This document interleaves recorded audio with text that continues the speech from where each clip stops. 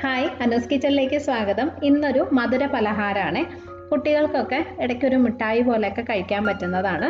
നമ്മുടെ കയ്യിലുള്ള സാധനങ്ങൾ വെച്ച്, എല്ലാവർക്കും കിട്ടുന്ന സാധനങ്ങൾ വെച്ച് എളുപ്പത്തിൽ ഉണ്ടാക്കാൻ പറ്റുന്ന നല്ല സൂപ്പർ ടേസ്റ്റി ആയിട്ടുള്ളൊരു കുഞ്ഞു മിഠായിയാണ് കേട്ടോ. അപ്പോൾ ഇതെങ്ങനെയാണ് റെഡിയാക്കുന്നതെന്ന് നമുക്ക് നോക്കാം. ആദ്യം തന്നെ ഒരു പാനിലോട്ട് 1 കപ്പ് പാൽ ഒഴിക്കുകയാണ്. ഈ പാല് നമുക്ക് നന്നായിട്ടൊന്ന് വറ്റിച്ച് എടുക്കണം. ഒരു ലോ ടു മീഡിയം ഫ്ലെയിമിൽ ചെറിയ തീയിലിട്ടിട്ട് ഇടയ്ക്കിടയ്ക്ക് ഇളക്കി കൊടുത്താൽ മതി കേട്ടോ. എപ്പോഴും തുടർച്ചയായിട്ട് ഇളക്കി കൊണ്ടിരിക്കണമെന്നില്ല.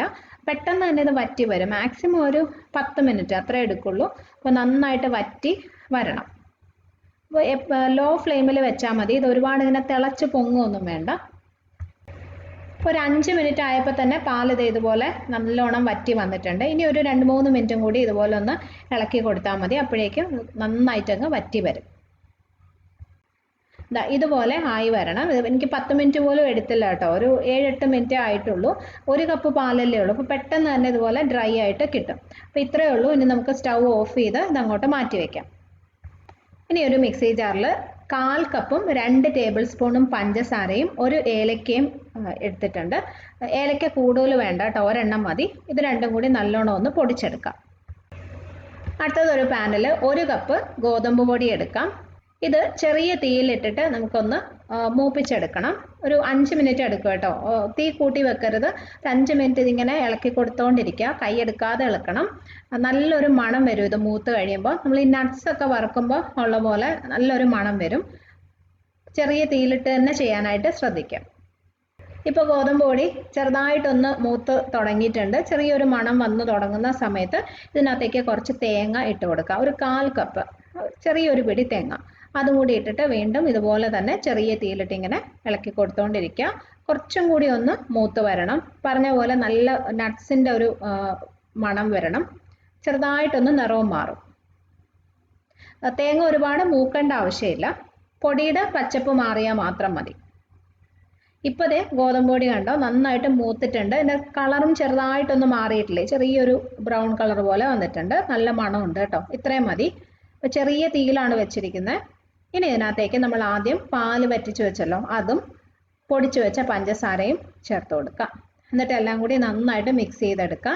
ആ പാല് വറ്റിച്ചത് പൊടിയിലോട്ട് നല്ലോണം ഇങ്ങനെ അങ്ങ് മിക്സ് ചെയ്തെടുക്കണം. സ്പൂൺ വെച്ച് നന്നായിട്ട് ഇങ്ങനെ ഇളക്കിയെടുക്കുക. കട്ടകളൊക്കെ ഉടച്ചെടുക്കണം.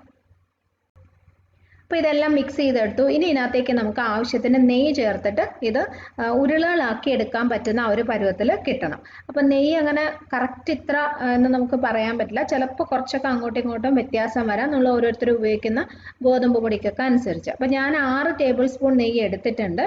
അതിനകത്തുനിന്ന് കുറച്ചായിട്ട് ചേർത്തിട്ട് മിക്സ് ചെയ്ത് എടുക്കുക. അപ്പോൾ എപ്പോഴാണോ നമുക്കത് ഉരുട്ടിയെടുക്കാൻ പറ്റുന്ന പരുവത്തിനാവുന്നത് അപ്പോൾ അത്രയും ചേർത്താൽ മതി.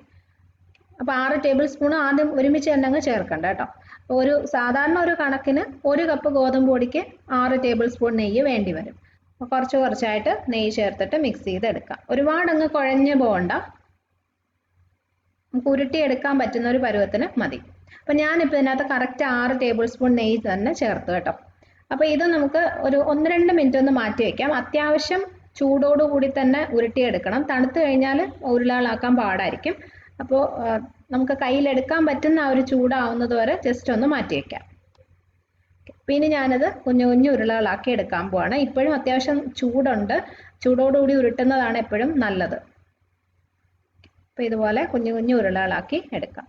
ഇത് നിങ്ങൾ ഉണ്ടാക്കി കഴിഞ്ഞിട്ട് നല്ല വൃത്തിയുള്ളൊരു കുപ്പിയിലിട്ട് അടച്ച് ഫ്രിഡ്ജിൽ വെക്കണം. അപ്പോൾ കുറച്ചൊന്ന് കട്ടിയായി കിട്ടും. അങ്ങനെ കഴിക്കാനാണ് ഏറ്റവും ടേസ്റ്റ് കേട്ടോ. ചൂടോടുകൂടി നല്ല സോഫ്റ്റ് ആയിട്ടിരിക്കുമ്പോൾ കഴിക്കുന്നേക്കാളും ഫ്രിഡ്ജിൽ വെച്ച് കഴിയുമ്പോൾ നമ്മൾ ഈ മൈസൂർ പാക്കൊക്കെ കഴിക്കുന്ന പോലെ ഇങ്ങനെ കടിച്ച് പൊട്ടിച്ച് കഴിക്കാൻ പറ്റുന്ന ഒരു പരുവത്തിലാവും. അപ്പോൾ നല്ല അടിപൊളിയാണ്. ഫ്രിഡ്ജിൽ വെക്കുകയാണെങ്കിൽ ഇത് കുറേ നാൾ കേടാകാതെ ഇരിക്കുകയും ചെയ്യും. ഇതിൻ്റെ ടേസ്റ്റ് ശരിക്കും നിങ്ങൾ ഉണ്ടാക്കി നോക്കുക തന്നെ വേണം കേട്ടോ. ഗോതമ്പിൻ്റെ ആ ഒരു ചൊവയൊന്നും ഉണ്ടാവില്ല. വളരെ ടേസ്റ്റി ആയിട്ടുള്ളൊരു കുഞ്ഞു പലഹാരമാണ്. കുട്ടികൾക്ക് മാത്രമല്ല എല്ലാവർക്കും ഇഷ്ടമാവും. അപ്പോൾ നിങ്ങൾ ഉണ്ടാക്കി നോക്കിയിട്ട് അഭിപ്രായം അറിയിക്കണം. വീഡിയോ നിങ്ങൾക്ക് ഇഷ്ടമായെങ്കിൽ ലൈക്ക് ചെയ്യാനും ഷെയർ ചെയ്യാനും കമൻറ്റ് ചെയ്യാനും മറക്കരുത്. സബ്സ്ക്രൈബ് ചെയ്തിട്ടില്ലാത്തവരുണ്ടെങ്കിൽ ഒന്ന് ചെയ്ത് സപ്പോർട്ട് ചെയ്യണേ. അപ്പോൾ ഇതുപോലെ തന്നെ നല്ല റെസിപ്പീസുമായിട്ട് നമുക്ക് വീണ്ടും കാണാം. Bye friends, thank you for watching.